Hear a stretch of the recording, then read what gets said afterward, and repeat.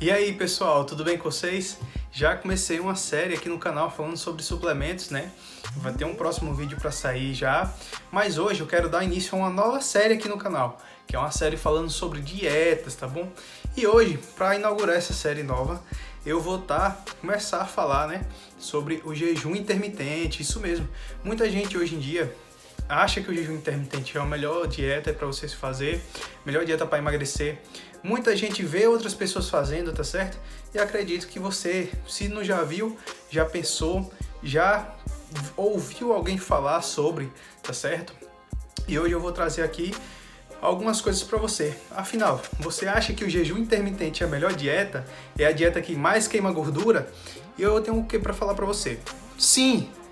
O jejum intermitente queima mais gordura, porém depende. Ah, Marcelo, mas como assim?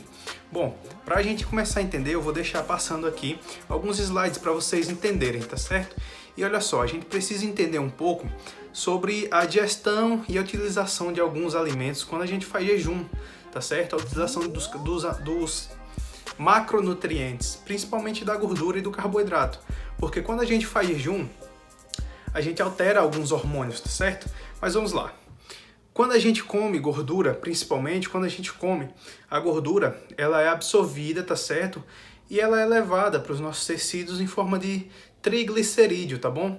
E aí, ela é quebrada em ácido graxo e glicerol.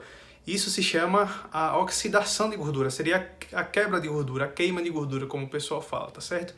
E aí depois que essa gordura é quebrada em ácido graxo e glicerol, o ácido graxo vai para dentro do nosso músculo, dentro da mitocôndria, e aí sim a gente gera energia em forma de ATP pelo ácido graxo, tá certo?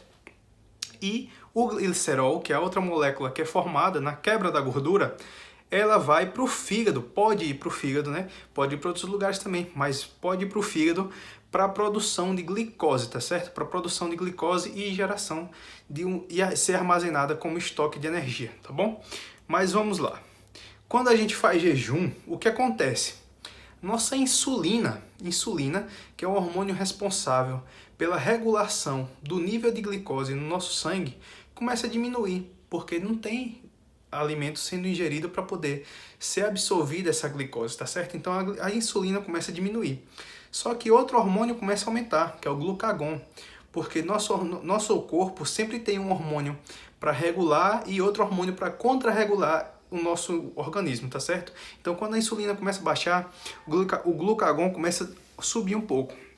E isso faz com que a oxidação de gordura, a utilização de gordura seja maior.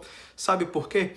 Porque a insulina acaba impedindo que a gordura seja queimada e utilizada como fonte de energia. Porque se a insulina está subindo, significa que tem carboidrato no nosso organismo. E nosso organismo sempre vai preferir carboidrato como fonte de energia, tá bom?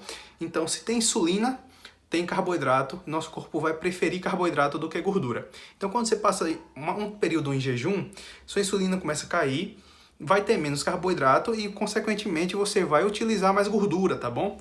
Vai ter um aumento da oxidação de gorduras. Porém, pessoal, olha só. O que acontece aqui?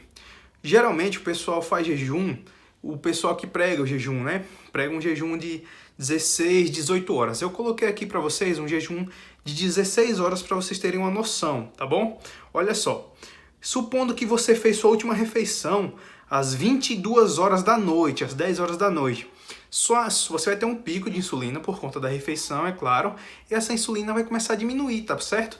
Depois de 16 horas, você só vai ter um período pequeno para poder se alimentar. Imagine só que você precisa de 2.000 calorias para poder sustentar e manter o peso, tá certo? O que você precisaria fazer? Você precisaria comer 2.000 calorias nesse pequeno intervalo de tempo, que seria mais ou menos aqui das 2 horas até as 10 horas da noite, tá bom? Muita gente vai achar que é muito tempo, mas vamos lá. Quando você faz isso, a sua insulina começa a subir de novo, tá certo? Porque você está ingerindo comida. Então a comida precisa ser absorvida, precisa ser levada para os tecidos para ser utilizado, tá certo? Utilizado em forma de energia e reparo, como as proteínas, as gorduras vão ser utilizadas também. Tudo vai ser encaixado no seu devido lugar. E aí, a insulina vai dar um pico, vai dar um pico porque você vai estar ingerindo alimento, tá certo? Eu já expliquei que quando você passa o tempo sem comer, a insulina vai diminuindo porque não tem alimento, tá bom? Então, o que acontece quando essa insulina começa a subir de novo? Olha só aqui. Quando a insulina começa a subir, o glucagon desce e a insulina inibe a oxidação de gordura, a quebra de gordura. E o que acontece, pessoal? Esse período que você passou em jejum vai fazer a diminuição da insulina, tá certo? Você vai queimar mais gordura, vai utilizar mais gordura como fonte de energia. Só que como esse período de alimentação é muito curto, o que acontece? Vai ser 6 por meia dúzia, tá bom? Porque você vai dar um pico de insulina muito alto e vai estar consumindo a mesma quantidade de energia que você precisaria. Então vai sair 6 por meia dúzia. Mas olha só, quando você faz jejum, uma coisa acontece também, tá bom, pessoal? Uma coisa acontece, que é a privação de energia, tá certo? Você passa mais tempo sem comer. E isso eu já expliquei em outros vídeos, principalmente no meu Instagram. Então se você não me segue no Instagram, segue lá, tá certo? Que eu posto coisa todo dia também, você está sendo informado. Mas vamos lá. Quando você passa muito tempo sem comer, uma área do seu cérebro, que é o córtex pré-frontal, começa a ser inibido, tá certo? Porque você fica com fome. Então, seu córtex pré-frontal começa a ser inibido. E o que acontece com isso, né?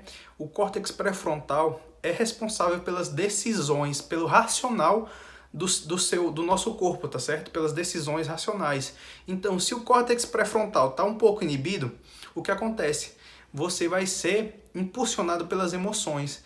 Então fica mais fácil você comer doces, comer besteiras, tá certo? Passar de frente a uma padaria, comer aquele pão gostoso, aquele brigadeiro, e aí descompensa a alimentação, tá bom? E olha só, quando você queima mais gordura por conta do jejum e faz uma ingestão calórica a mais do que você necessita, você vai ganhar gordura do mesmo jeito, tá certo? Porque esse pico de insulina e essa quantidade de energia que você comeu, mesmo num pequeno espaço de tempo, vai gerar mais energia do que você precisa e vai ser acumulado em forma de gordura, tá bom?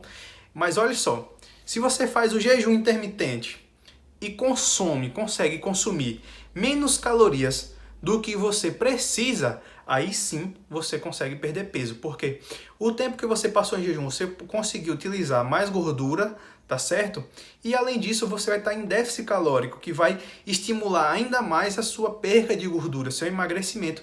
Então, o jejum intermitente associado a um déficit calórico realmente faz você ter uma perda maior de gordura, tá bom? Mas olha só, pessoal, não é porque você já viu alguém fazendo jejum intermitente, já tentou fazer jejum intermitente, que vai ser a melhor estratégia para você, tá certo? E é uma estratégia, não é um tipo de dieta, tá certo? Não é para ser usado como um estilo de vida. Procure um nutricionista para estar ajudando você, tá certo? Porque assim como tem benefícios, tem prejuízos também, como eu falei, tá certo? Você tende a ficar mais ansioso, tá certo? Você tende a ficar mais estressado, porque você vai passar mais tempo sem fome também, tá bom? E se você tem algum problema psicológico, se você já tem crise de ansiedade, se você já tem tendência a ser muito ansioso, isso vai ser agravado com o uso do jejum, tá bom? Então, pessoal, deixa o joinha aqui, se inscreve no canal e fica ligado para mais vídeos, tá bom? Valeu!